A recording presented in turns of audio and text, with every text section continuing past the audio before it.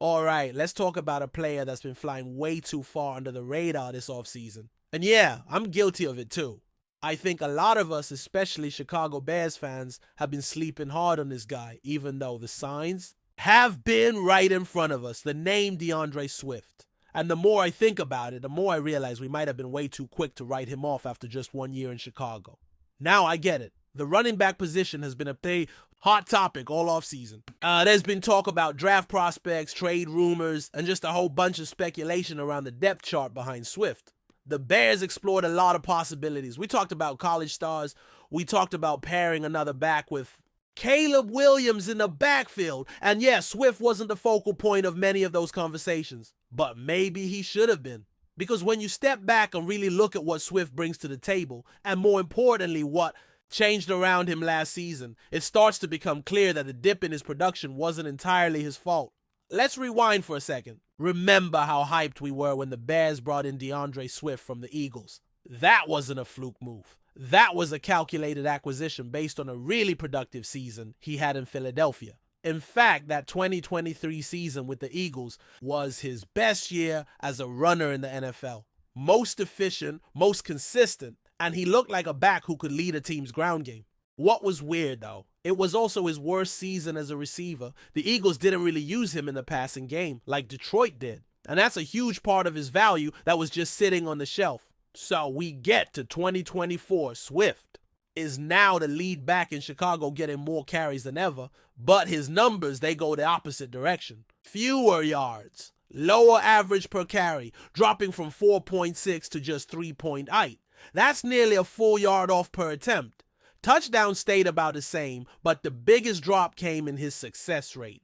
Now, if you're not familiar with that stat, it basically measures how effective a run is based on down and distance. According to Pro Football Reference, a successful run is defined as gaining at least 40% of the required yardage on first down, 60% on second down, and 100% on third or fourth down. Swift's success rate dropped from over 54% in 2023 to under 44% last year.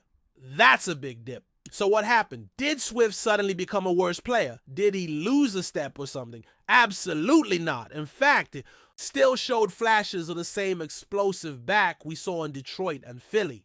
He still hit big runs, still made guys miss. The problem wasn't Swift. The problem was everything around him. The offensive line in Chicago last year was nowhere near the level of what he had in Philly. Not even close. The Eagles had one of the best run blocking units in the league. I mean, we're talking about a group anchored by future Hall of Famer Jason Kelce with studs like Lane Johnson, Jordan Mailata, and Landon Dickerson across the line. That unit gave Swift clear lanes room to operate and time to make decisions. Now, compare that to what he had in Chicago. Braxton Jones missed 5 games. Tevin Jenkins missed time. Darnell Wright had a solid rookie year, but even he missed a game. Coleman Shelton, now he's a backup. Matt Pryor, also a backup. It was a patchwork offensive line with no consistency, no rhythm, and little cohesion. That's a nightmare for any running back, let alone one who thrives when given space to work.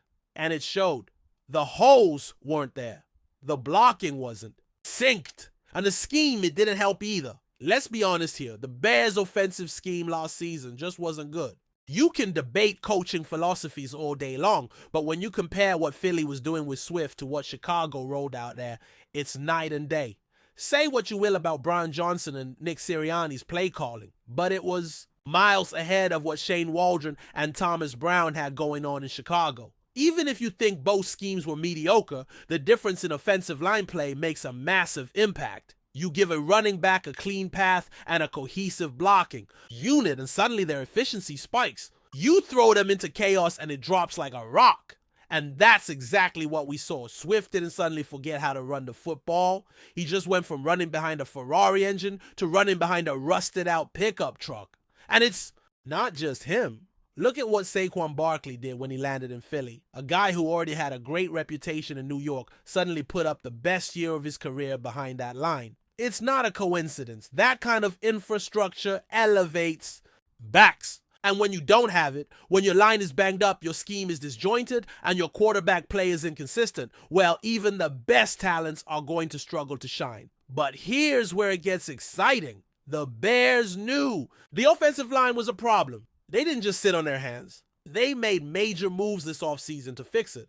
They went out and added Joe Thuney, one of the best guards in the league, Drew Dowman, a legit interior run blocker, Jonah Jackson when healthy is a plus player. And that's just the interior. They're also bringing competition to the tackle. Spots including Ozzie Trappel at left tackle. So this isn't the same group Swift was running behind last year. This is a rebuilt, retooled, and upgraded unit that's built to move people. And here's the other thing. Coaching matters. Eric Bieniemy is now part of the equation, working with Ben Johnson to run this offense. Bieniemy's track record with running backs is elite. He gets the most out of his guys, and he demands discipline. And that's going to matter for Swift, because if there's one valid critique of his game, it's that he dances too much. He's always looking for the big play, always trying to bounce it outside and break one. And sure, that leads to some highlight runs, but it also leads to a lot of negative plays. Sometimes you just need to take the 3 yards and live to fight another down. Swift hasn't always done that. He tries to do too much. Even Ben Johnson and Bieniemy have acknowledged that. They've made it clear they want him to be more decisive, more north-south, and to trust the play design. And now, with better blocking in front of him, there's a real chance he can do that. He won't have to improvise as much. He won't have to make 2 guys miss in the backfield just to gain 2 yards. The cleaner the lanes, the better he performs. It's not rocket science. Now factor in the rest of the offense. Caleb Williams is under center. The passing game should take a step forward with the weapons around him. DJ Moore, Keenan, Allen, Rome, Odunze. Defenses are going to have to respect the pass. That means fewer stacked boxes, more light fronts, and more opportunities for Swift to find daylight. It's all lining up for him to have a bounce-back season. And let's not forget, Swift is a legit receiving threat out of the backfield. That part of his game was mostly ignored last season, but in Detroit he was catching 50, 60 balls a year. He's a mismatch nightmare for linebackers, and in Ben Johnson's system, that can and should be weaponized. If they even tap into that, part of his skill set again, we could see a really dynamic version of Swift in both phases of the offense. He's never going to be Derrick Henry or Christian McCaffrey. That's not his game. But in the right situation, which this might finally be, he doesn't have to be. He can be efficient, productive, and dangerous. And let's be real, you're not paying a guy $8 million a year to average under 4 yards per carry. That has to change. And with the improvements made this offseason, it absolutely should. Even if his volume goes down slightly, the efficiency has to climb. And I think it will. By mid-season, we might be looking back and thinking, man, maybe we wrote this guy off a little too early. Maybe we forgot how good he can be when the conditions are right. Maybe DeAndre Swift wasn't the problem. Maybe he just needed the right pieces around him. And here's where things really start to get interesting. Because when you zoom out and look at the full picture, it's not just about what DeAndre Swift did or didn't do last year. It's about what he can do this year. The path is there. The situation is shaping up. And honestly, this might be the most complete offensive environment he's ever had. You got a fresh quarterback in Caleb Williams who brings legit playmaking ability. You got a much deeper and more experienced receiving corps.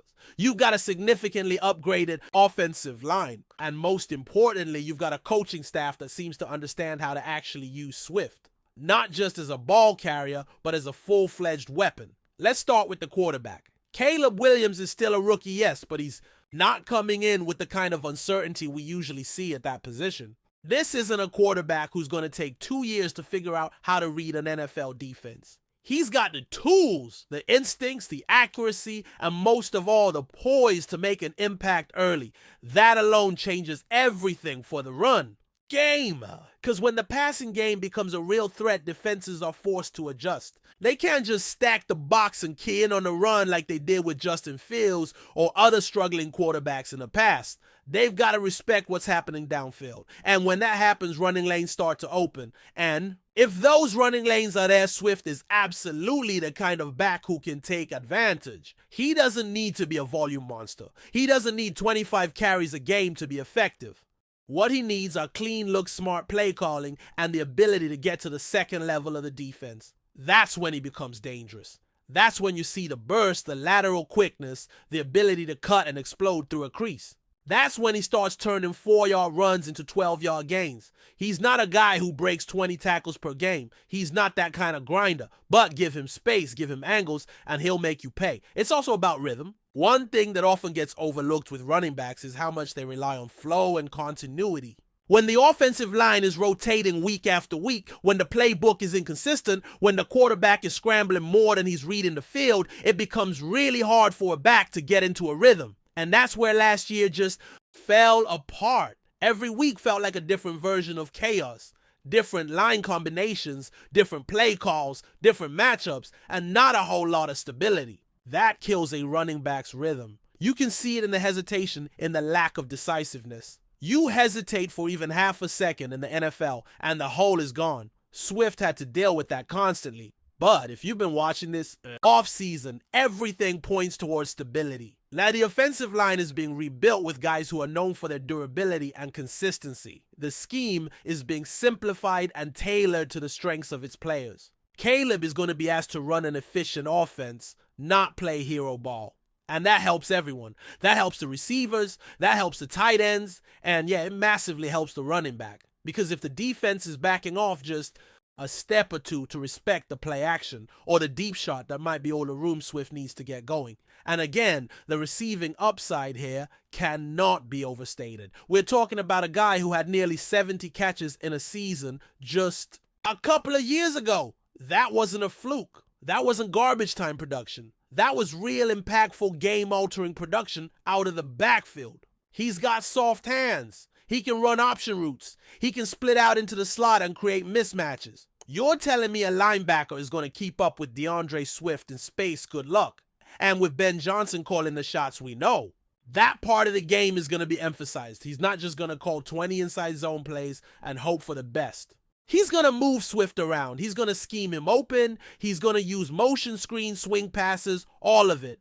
This staff is going to make defenses account for Swift in every phase. And that is a huge shift from how he was used last season. And the craziest part is that Swift still has something to prove.